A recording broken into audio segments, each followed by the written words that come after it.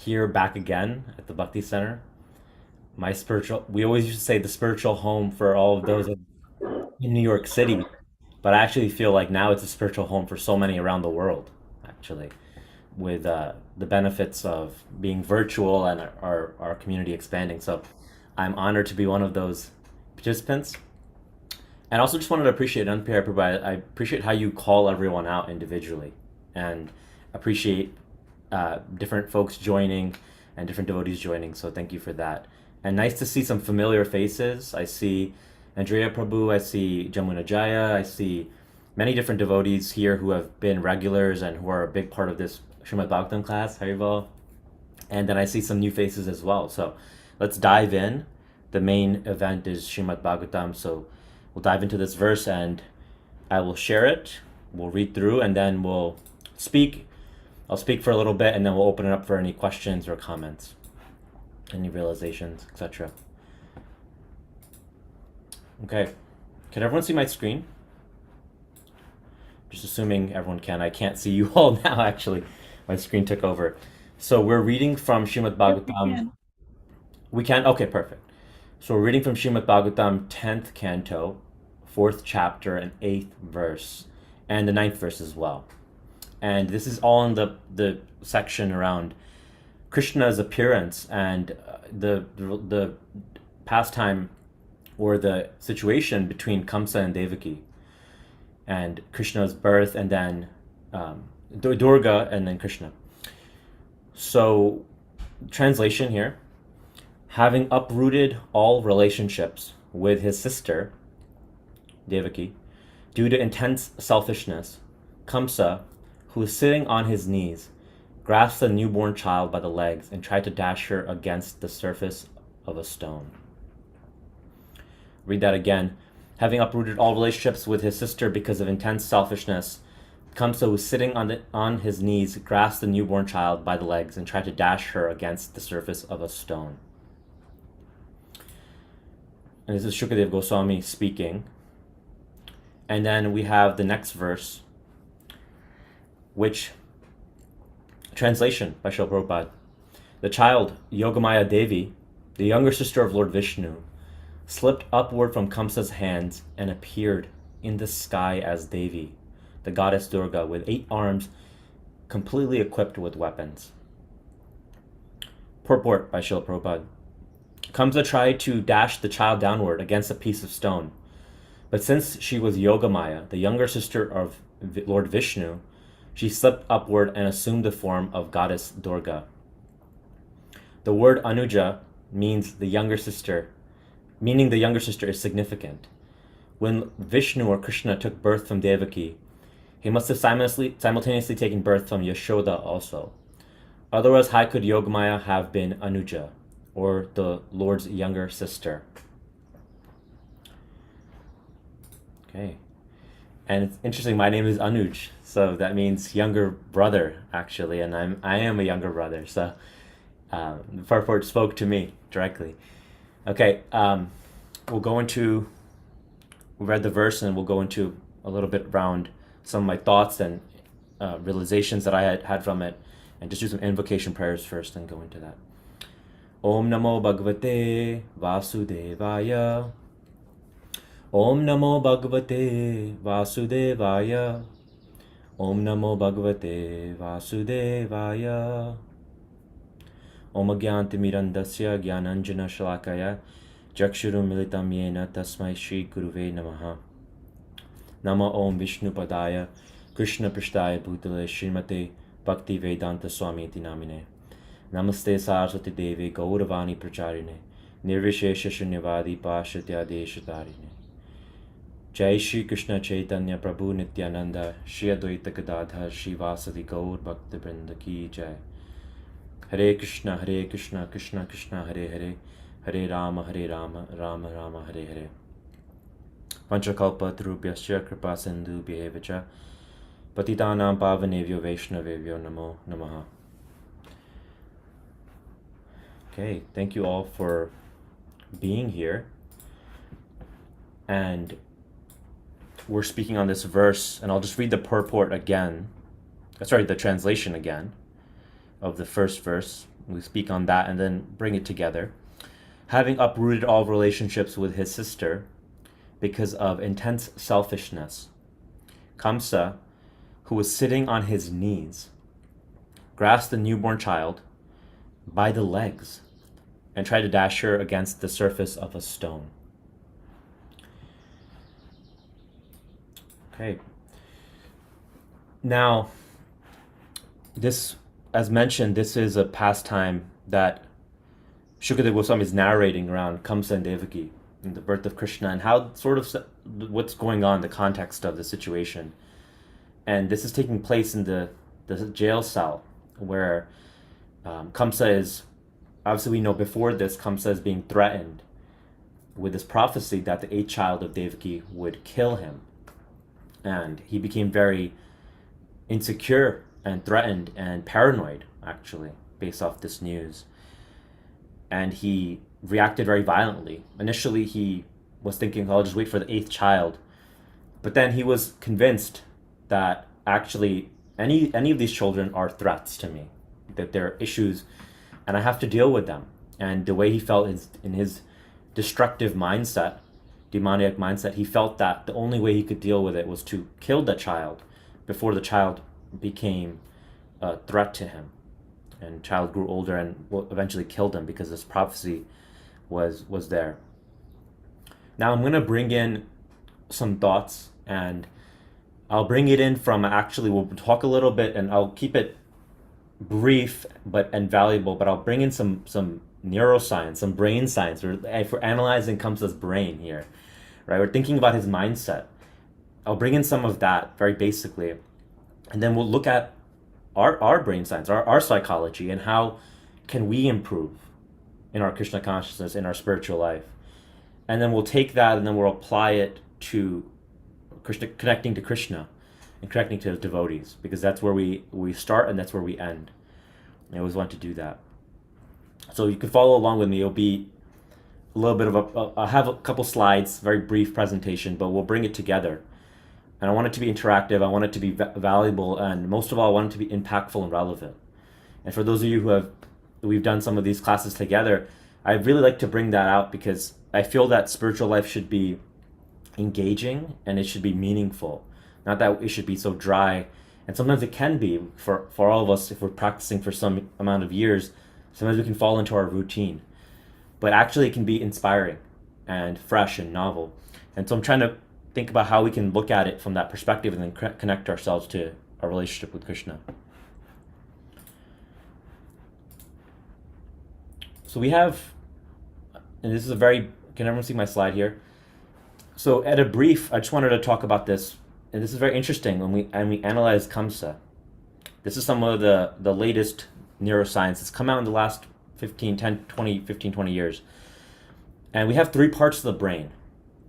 And I want to talk about this and how this applies, very basically, actually. So first we have here sort of the reptilian brain. This is the bottom of the brain. We all have this. So this is a human brain. And we share this with reptiles. It's like the most ancient brain. And this regulates our instincts. Speaking of neuroscience, so it regulates our instincts. And this part of the brain controls our automatic movements. For example, breathing, our heart rate, all those things, our body temperature, all this is regulated. And this is the brain stem, and this is other areas of the brain down there. But you can say, broadly speaking, the brain stem area. And then we have the limbic brain. This is called the limbic brain, and this is where our emotions sit. So we have instincts and we have emotions, and this part of the brain is responsible for very much our fight or flight response. And so this is our survival response. When we feel like we're being threatened, the part of the brain gets activated. It's also responsible for many other things like long-term memory, trauma, holding all of that.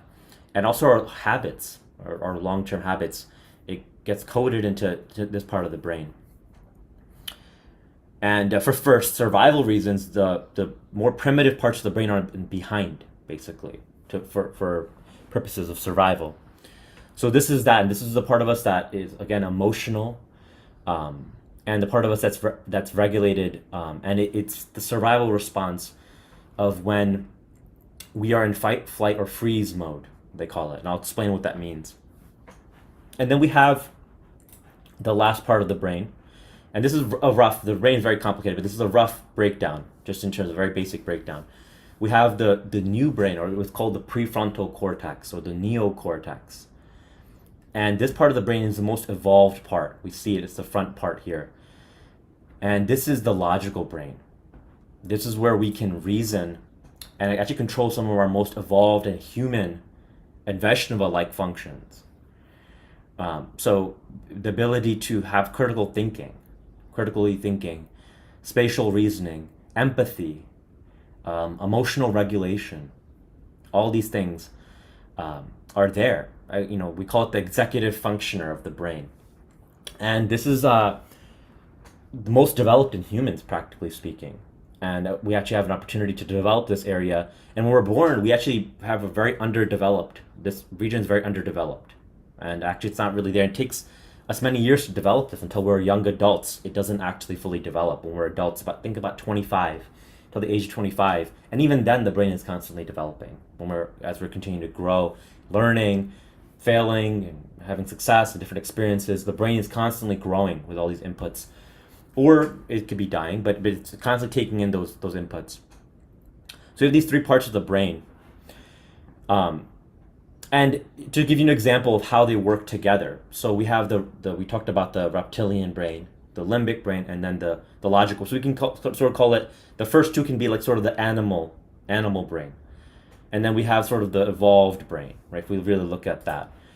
And to give an example of how this plays out, right? So these first two would be like sort of the ancient brain, which is like kind of links us to animals, if you will, in terms of some of those qualities, which are necessary, the survival instinct. And then also you have, again, the more evolved brain here. But if we think about how this plays out, say, okay, how does this play out on a daily basis? Well, let's say we're in New York City, because the Bhakti Center is in New York City, and we're in the Lower East Side. And I lived in New York for many years. And, there's a lot of traffic, and pedestrians are walking. So let's say we're walking in New York City, and we're on our way to the Bhakti Center. We're going to some program, and we're walking, and we're crossing the street. And when we're crossing the street, someone's driving a car, right? New York is very crazy. And maybe they are trying to skip a red light and trying to get through the intersection, and they just miss us.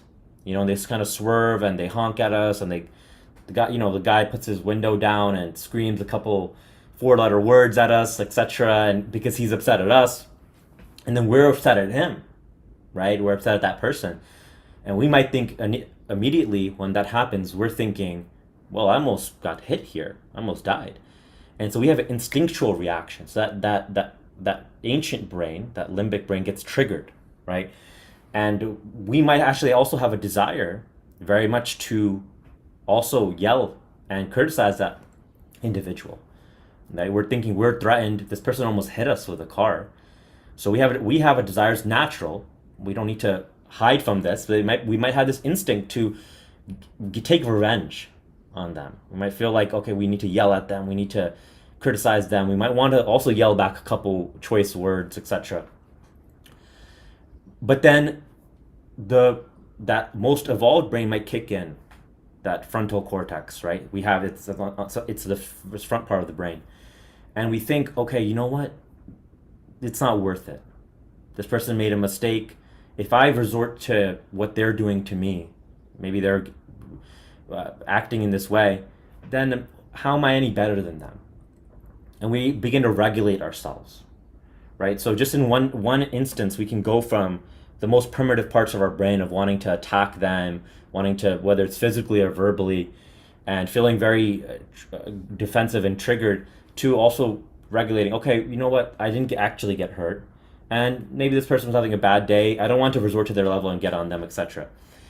So we might say, and various reasons could be there, but we decide to go the other way, practically. So we can see kind of the difference between all of these parts of the brain and how they can affect us.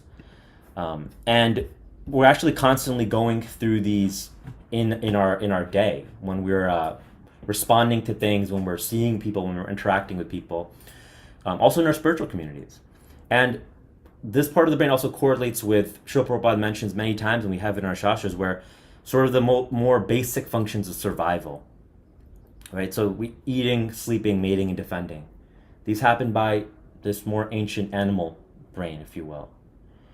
But we know that in spiritual life, our goal is to go beyond this, right? Yes, we need to survive.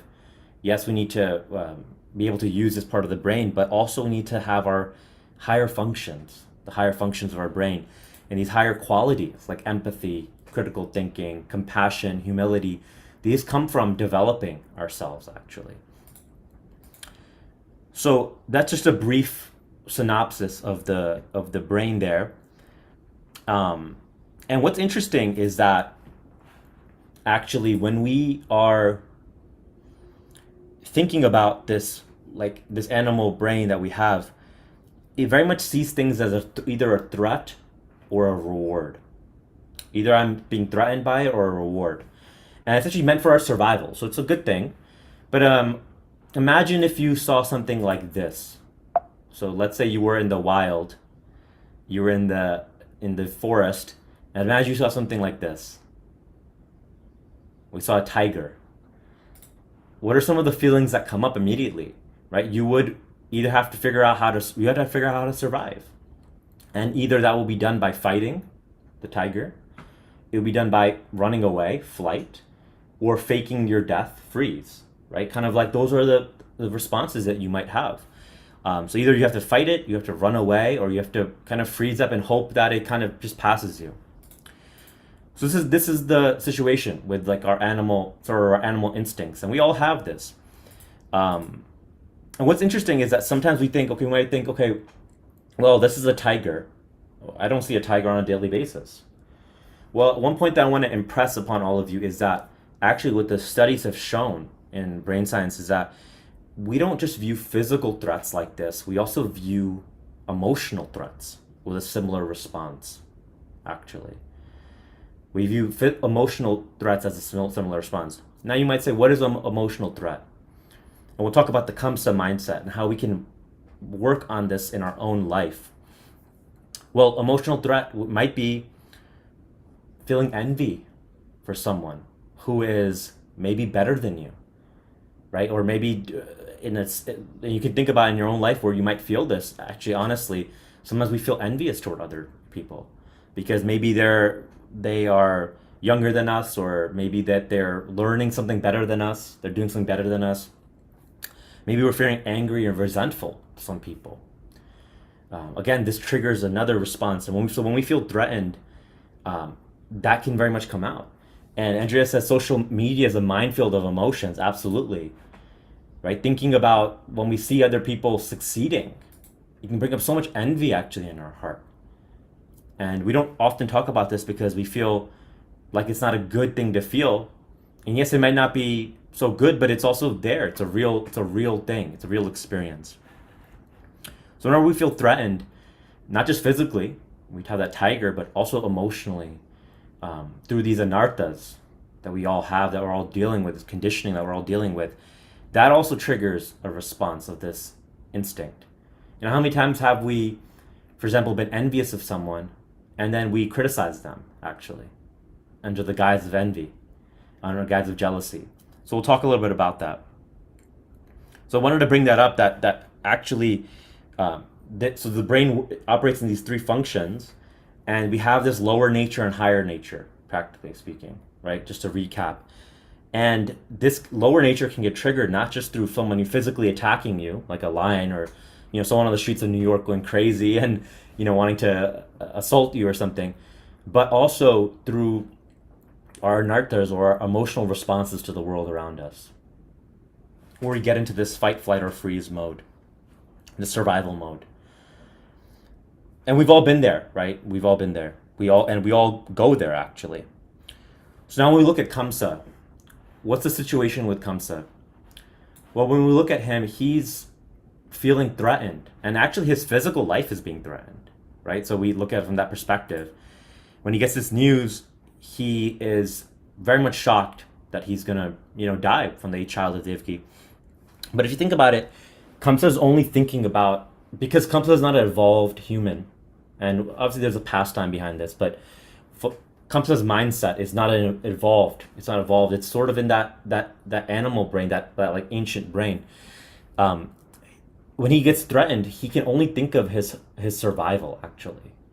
So he goes into this fight, flight, or freeze, a survival response, very visceral response, where he actually wants to kill. When we talked about this because we've been on this chapter and on this pastime for some time, but he actually wants to kill Devaki right there on the spot when he hears this news. He gets so enraged.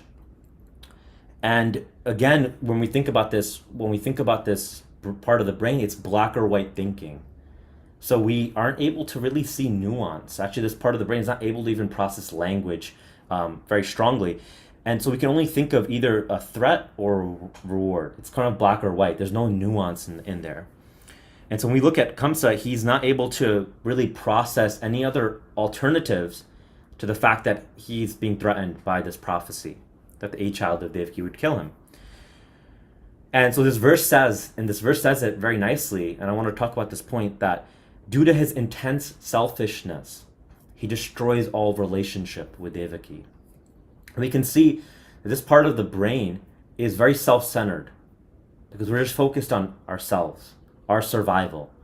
And not that that's not important. That is important.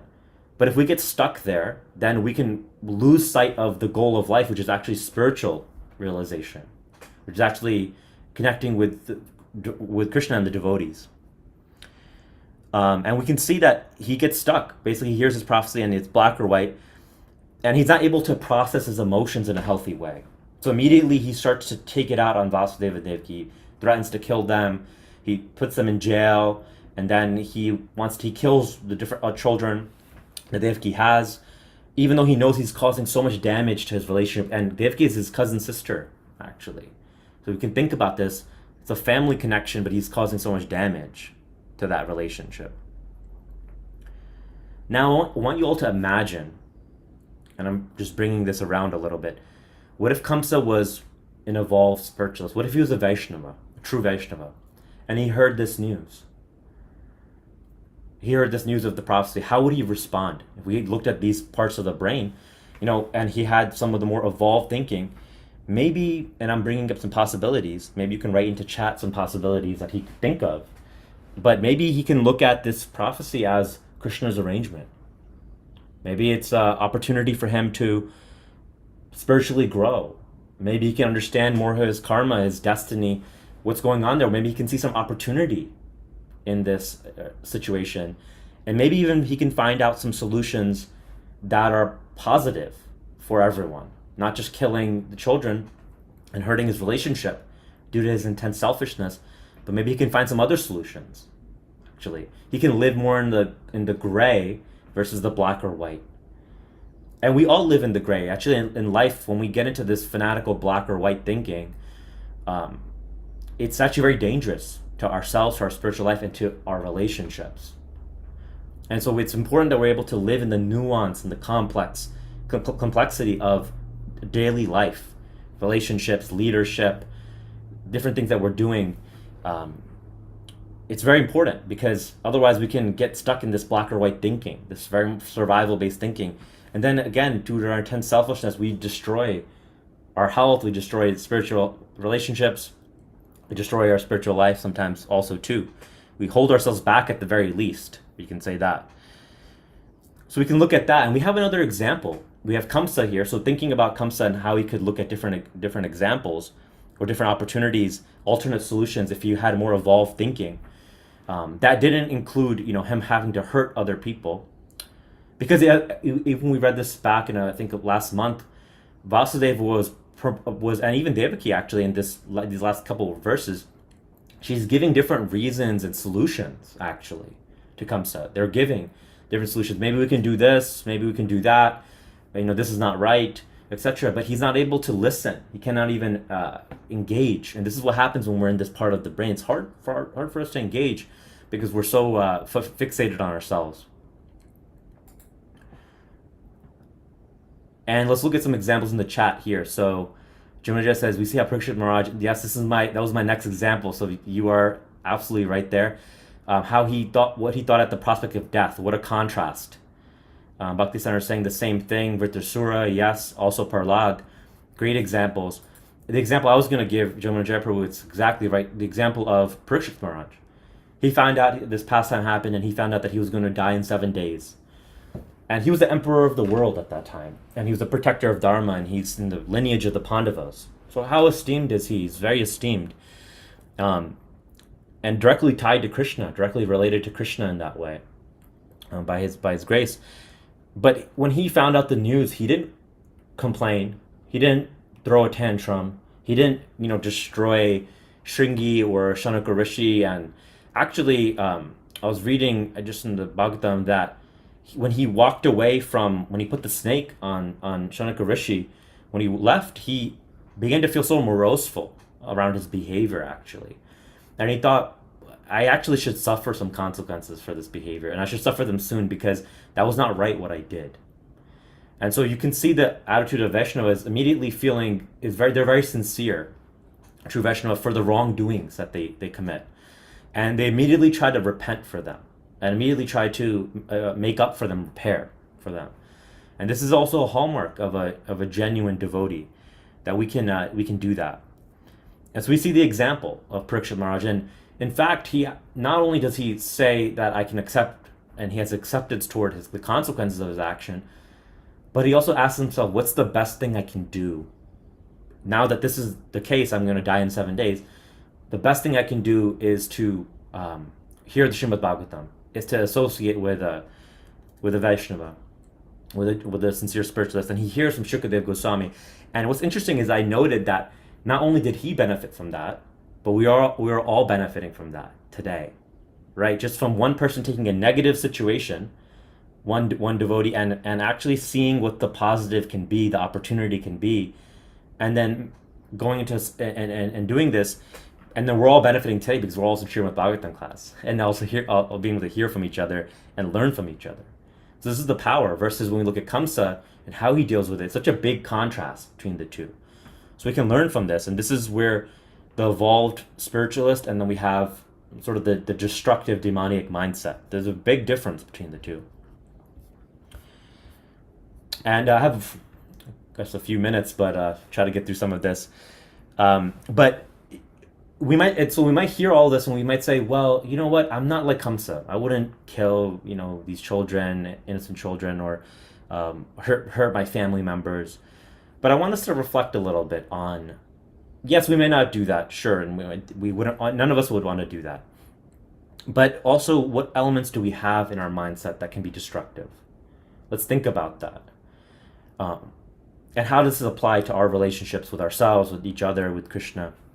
And I thought of a couple things that come up, a couple of anarthas, and how they play out, how they practically play out, that kind of come up in this Kamsa mindset, or this destructive mindset. The first is envy.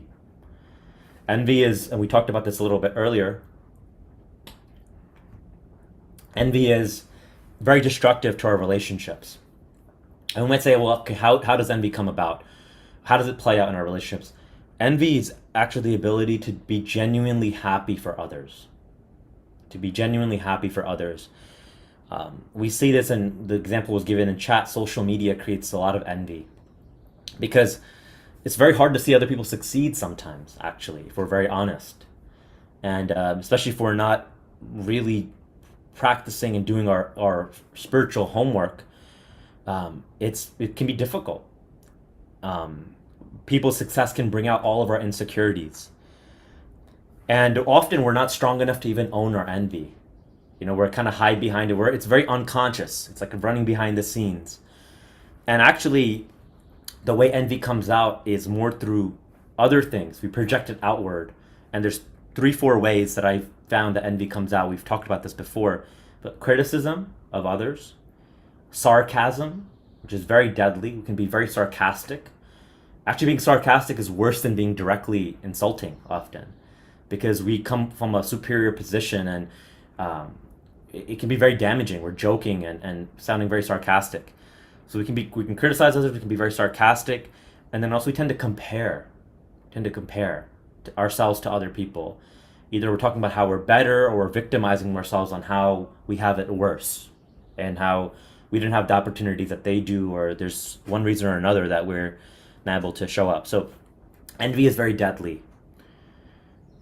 Then second is false pride. I wrote this down as well. And these are just from the anarthas that we talk about, the six main anarthas, but just going a little bit deeper on them. False pride is very deadly because it's a lack of humility. And when we have a lack of humility, how does this really play out? It can play out in so many different ways. But one of the ways I've seen is that our inability to apologize to others. Our inability to apologize. This is a big issue, and we need to look at this, look at all our hearts, and see where we have trouble doing this. When we're making mistakes, we give the example of Maharaj Parikshit. When he committed this mistake, immediately when he was walking back home, when he was going home from this, he felt a sense of remorse and sincere desire to repent and to repair the damage he had done. And sometimes we think that we're chanting, we're doing our sadhana, we're serving all these great ways, but if we're not able to show maturity in this regard, then we're missing the point. We're really missing the point of being true Vaishnavas, actually. So, and this is something we all have to learn, we have to practice. Sometimes we don't learn this. We don't see this sometimes in our communities, but we have to learn to take ownership and accountability. And this is what humility means. When we say humility, we don't just mean letting others go first or other things. Yes, okay, that can be there sometimes, but it means actually being able to take ownership of our stuff as well. And when we have pride, we're not able also to learn new things.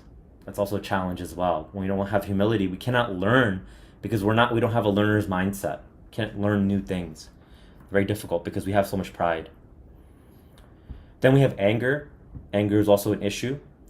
And there's so many ways that plays out, but simply put, blame game, where we tend to blame our imperfections or things that are not going well on other people.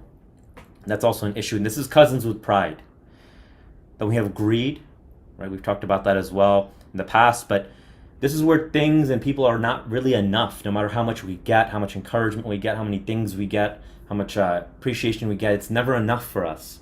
You know, how much money or resources we have, it's never enough. Again, this can be very damaging.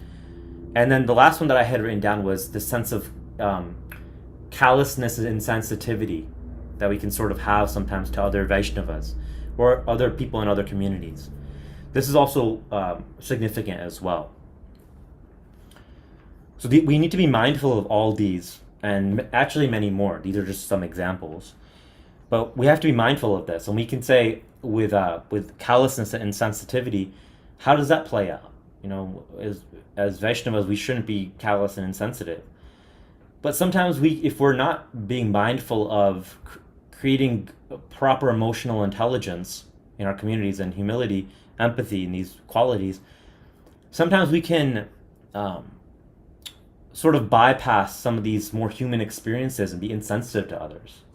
Has anyone heard of that term, spiritual bypassing? It's like a term that's been talked about in psychology and other places, but it's a real thing, and it's something that I wanted to briefly touch on, where sometimes, and what spiritual bypassing is, that sometimes under the guise of philosophy and intellectual thinking, we can bypass or repress uncomfortable emotions, either in ourselves or other people, right? And we need to be mindful of this as Vaishnavas. For example, if, like, I've seen this before, but sometimes if, you know, someone loses someone in their family, right? And it's a very devastating thing to lose a family member, you know, death and etc. You know, sometimes we can be a little bit too much in the intellectual side of it and maybe immediately give someone a lot of philosophy versus giving them compassion first. We actually have to give compassion and empathy before we give anything else. We need to be really mindful of that. Otherwise, it can become very insensitive toward other people's situation, because they're dealing with all these emotions when someone has, you know, lost their body or lost a family member. So just some examples there. I wanted to share more on that, but I'll share maybe in another class because we're low on time. But all these are very important to be careful of. Envy, we have false pride, we have anger. We talked about greed when we talked about callousness or insensitivity. All these hurt not just our relationship but they with each other, but they also hurt our spiritual relationship with ourselves and with Krishna. And Jiva Goswami mentions this. He mentions that both things are needed, that attentive chanting and attentive dealings with others are necessary to go back to Godhead. He doesn't say just attentive chanting. He says both are needed. We have to be mindful on how we're dealing, and also we have to keep our sadhana strong. And the point that was coming to my mind is that we can't think our way back to Godhead. We can't just think our way. Bhakti is an emotional process. It's an emotional process. And so we have to be engaging our heart in it. We have to engage our heart in it. We have to bring in, yes, intellect is important. Philosophy is very important. And it's the foundation of what we are doing. At the same time, at a certain point, our devotional service, our heart, compassion, all that needs to come forward, because that's actually the essence of devotional life. And if we're not cultivating that, then we're missing a link. And this is why we say we're practicing Krishna consciousness. We don't say that we've achieved it. We're practicing spiritual life, because every day is a practice. Right? If you're playing basketball, I love playing basketball. I grew up playing, or playing some sport. Every day you have to practice. It's not that you wake up one day and you're incredible and you've just you achieve perfection overnight. But we have to practice every day and show up and have a goal also. What are some of the things that we'd like to achieve, and how we would like to achieve them, and the qualities that we're cultivating carry us actually to our end goal. And we see this example. I wanted to share this example of Vyasadeva. And speaking this point of thinking our way to spiritual perfection, in terms of that not being very viable, we have to bring our heart into it at some point or another, and it's so important that we cultivate that. Vyasadeva wrote all the Vedic literature, and he was feeling really despondent, actually. And speaking of Srimad Bhagavatam and how Srimad Bhagavatam also appeared, but he was feeling very despondent. He had written all this Vedic literature, but he was feeling kind of depressed and feeling like he didn't feel fulfilled with all the writing and all the compilation that he did. And he spoke to Narad Muni, as we see this picture of them. And Narad Muni was kind of coaching him. He was coaching Srila Vyasadeva that, yes, you've spoken on the Vedas, and you've put all this together with all these rules and regulations and philosophy and etc., but you haven't covered the heart of the matter. Actually, you haven't covered the heart of the matter. You haven't glorified Krishna and his name, form, and qualities in a heartfelt way, actually. And that's where the Srimad Bhagavatam comes about, which is also known as like the ripened fruit of Vedic knowledge. And why is it the ripened fruit? Because when our heart is actually engaged in this way, then this is actually the essence of the path of bhakti. And I want to end off with just this quote by Srila Prabhupada these two quotes actually I've heard by Srila Prabhupada that really resonated with me. The first quote is that, I've heard this in many places, where Srila Prabhupada says that first we need to become conscious, and then we can become Krishna conscious. Right? First we need to be conscious, and then we can become Krishna conscious. So we have to first cultivate the right mindsets, and cultivate sattvic mindsets, and then move on from there, because that will help us very much so. And then also another quote that my wife had sent me the other day, which was really nice. In a lecture in LA, Srila Prabhupada said this quote, and I want to end with this. He said that the Krishna consciousness movement means to become a Vaishnava and to feel for the suffering of humanity. I'll say this again and we'll wrap up. This Krishna consciousness movement means to become a Vaishnava and feel for the suffering of humanity. This is the essence. He didn't say that this Krishna consciousness movement means to know all four Vedas and be be an intellectual genius.